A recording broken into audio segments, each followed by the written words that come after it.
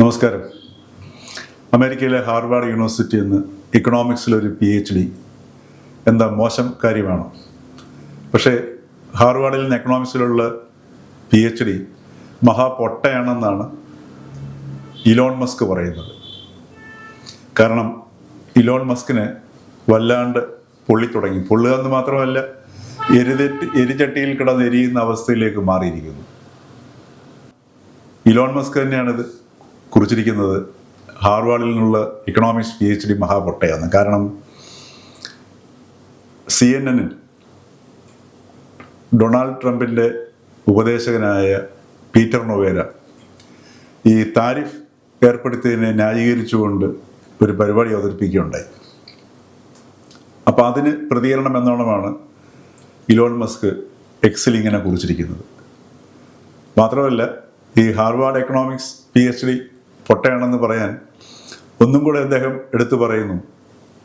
കാരണം ഈ economic council അഡ്വൈസേഴ്സിൻ്റെ ആ ഉപദേശക സമിതിയുടെ അധ്യക്ഷൻ സ്റ്റീഫൻ മിറ മൂപ്പരും ഹാർവാർഡ് യൂണിവേഴ്സിറ്റിയിൽ നിന്ന് എക്കണോമിക്സിൽ PhD നേടിയ ആളാണത്രേ.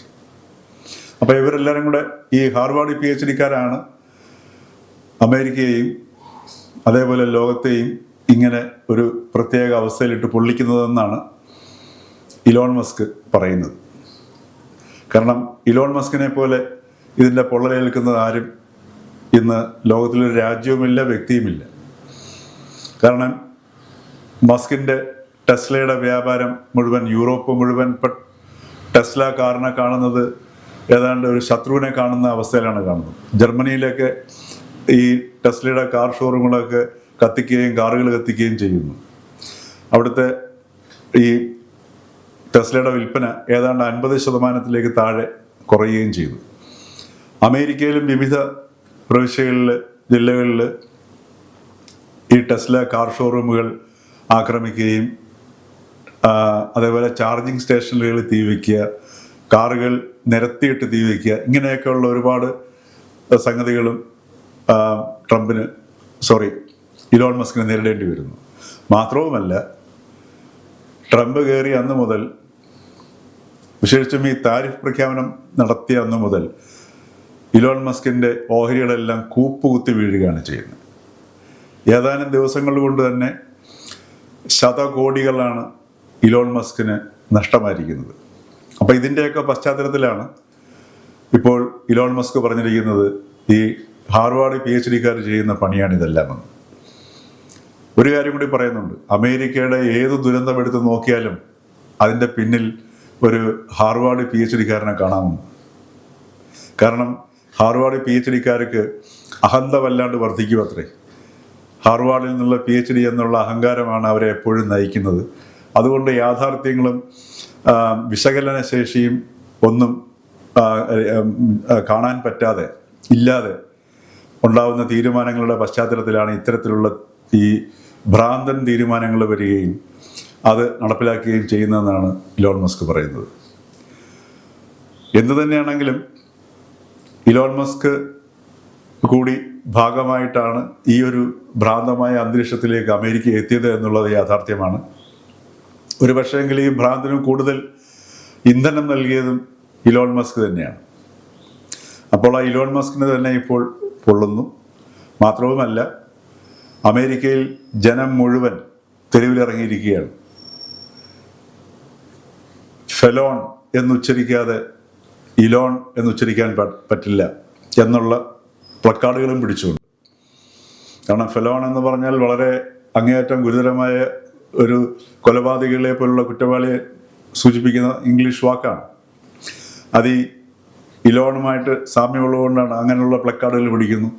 അതേപോലെ എൻ്റെ മുത്തശ്ശിയുടെ കാലത്ത് അനുഭവിച്ചിരുന്ന അവകാശങ്ങളും എനിക്ക് ഇപ്പോഴെങ്കിലും വേണം, ഇങ്ങനെയുള്ള വിവിധ പ്ലക്കാർഡുകളും പിടിച്ചുകൊണ്ട് അമേരിക്കൻ ജനത മുഴുവൻ തെരുവിലേക്ക് ഇറങ്ങിയിരിക്കുക. കാരണം ഈ ട്രംപിൻ്റെ ഈ താരിഫ് യുദ്ധം, അതിൻ്റെ ഏറ്റവും വലിയ വിക്ടിംസ്, അതല്ലെങ്കിൽ ഇരകളെന്ന് പറയുന്നത് അമേരിക്കക്കാരാണ്. അവരുടെ നിത്യോപയോഗ സാധനങ്ങൾ തുടങ്ങി എല്ലാത്തിനും വില കയറുന്നു. അതേപോലെ വലിയ വലിയ സ്ഥാപനങ്ങൾ പോലും ആൾക്കാരെ അവർക്ക് ആവശ്യമുണ്ടായിട്ടും എടുക്കുന്നത് നിർത്തിവെക്കുന്നു. തൊഴിലുകൾ നഷ്ടപ്പെടുന്നു, അവരുടെ പേഴ്സ് കാലിയാവുന്നു. അപ്പോൾ ഈ രീതിയിൽ ഏതാനും ദിവസങ്ങൾ കൊണ്ട് തന്നെ അമേരിക്കൻ ജീവിതമാകെ മാറി മറിയുകയാണ് ചെയ്യുന്നത്. അപ്പോൾ ട്രംപ് മറ്റ് രാജ്യങ്ങളെ ശിക്ഷിക്കാൻ വേണ്ടിയാണ് ഈ പകരച്ചുങ്ക യുദ്ധം തുടങ്ങിയതെങ്കിലും ഏറ്റവും കൂടുതൽ ശിക്ഷിക്കപ്പെടുന്ന അവസ്ഥയിലേക്ക് എത്തിയിരിക്കുന്നത് ഇപ്പോൾ അമേരിക്കൻ ജനതയാണ്.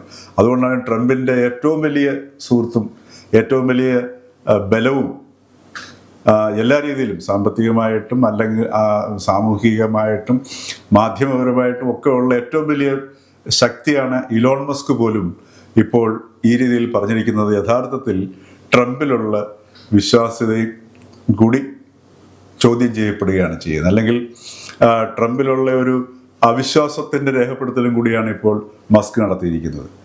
മസ്കിന് ആകെ 130 ദിവസമാണ് അദ്ദേഹത്തിൻ്റെ DOGE എന്ന് പറയുന്ന ആ ഒരു ഡിപ്പാർട്ട്മെൻറ്റിലേക്ക് അനുവദിക്കപ്പെട്ടത്.